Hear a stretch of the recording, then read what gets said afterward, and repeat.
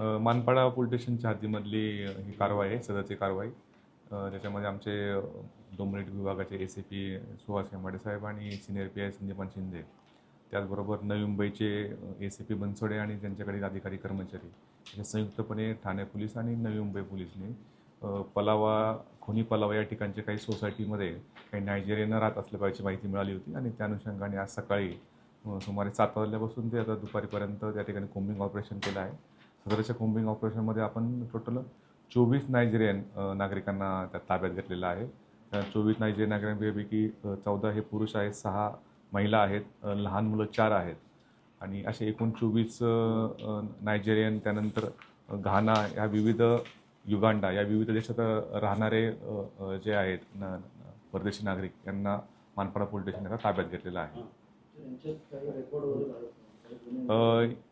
या सर्वांची सध्या आता इन्क्वायरी सुरू आहे. त्याच्यामध्ये आता त्यांच्याकडे पासपोर्ट्स असलेले किंवा पासपोर्ट नसले याच्यापैकीचे जे आम्ही आत्तापर्यंत माहिती मिळाली की त्याच्यामध्ये 7 जणांच्याकडे व्हॅलिड डॉक्युमेंट आहेत आणि त्यानंतर एकूण 8 जणांकडे कोणतेही व्हॅलिड डॉक्युमेंट, त्यामध्ये पासपोर्ट असेल किंवा विजा असेल असे कोणतेही व्हॅलिड डॉक्युमेंट त्यांच्याकडे नाहीत आणि त्यापैकी 9 जणांच्यावरती विविध कोर्टामध्ये केसेस चालू आहेत आणि त्यांचे 9 जणांचे पासपोर्ट जे आहेत ते कोर्टामध्ये जमा आहेत.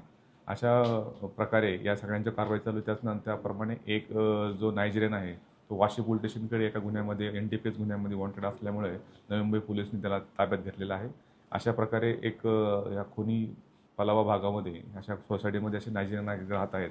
काही ठिकाणी असे आहेत की त्या ठिकाणी ॲग्रीमेंट्स वगैरे बनवून त्या ठिकाणी दुसऱ्या नावाने पण राहण्याच्या बाबत लक्षात आलेली आहे. या अनुषंगाने पण आम्ही त्या जे फ्लॅटचे ओनर्स आहेत त्यांच्यावरती सुद्धा कारवाई करणार आहोत.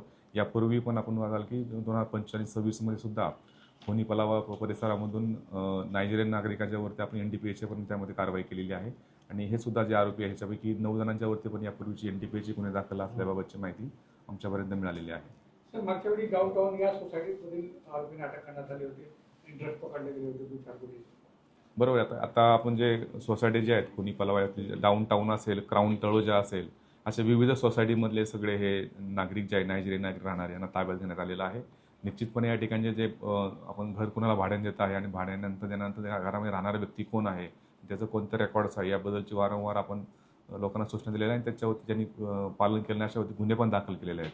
त्या कारवाईमध्ये पण असे काही जर अनियमित आढळून आल्यास निश्चित त्या संबंधित फ्लॅट ओनर्स असतील किंवा याच्यामध्ये घर पुरवणारे असतील त्यांच्यावरती निश्चितपणे किंवा एजंट्स असतील त्यांच्यावरती सुद्धा कारवाई करण्यात येईल. कारवाई दरम्यान एक कोणतरी नायजेरियन पड काढण्याचा त्याने उडी मारली असेल.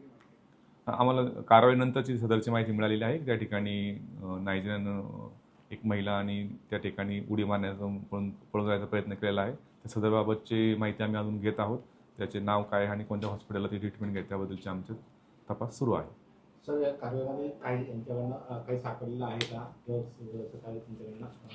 त्या हाऊस सर्चमध्ये अजूनपर्यंत आमची हाऊस सर्च त्या ठिकाणी चालू आहे आणि काही आक्षेपार्ह अजून तरी आमच्या चौकशी त्या ठिकाणी आढळून आलेलं नाही. पण ह्यांच्या सगळ्यांच्यावरती NDPAचे यापूर्वीचे गुन्हे दाखल आहेत आणि त्यांच्या यापूर्वीचे सुद्धा NDPA गुन्ह्यांचा रेकॉर्ड आहे. निश्चितपणे आमची त्याच अनुसाने हाऊस सर्च आणि इतर काही ठिकाणी पण त्यांची आमची सर्च चालू आहे.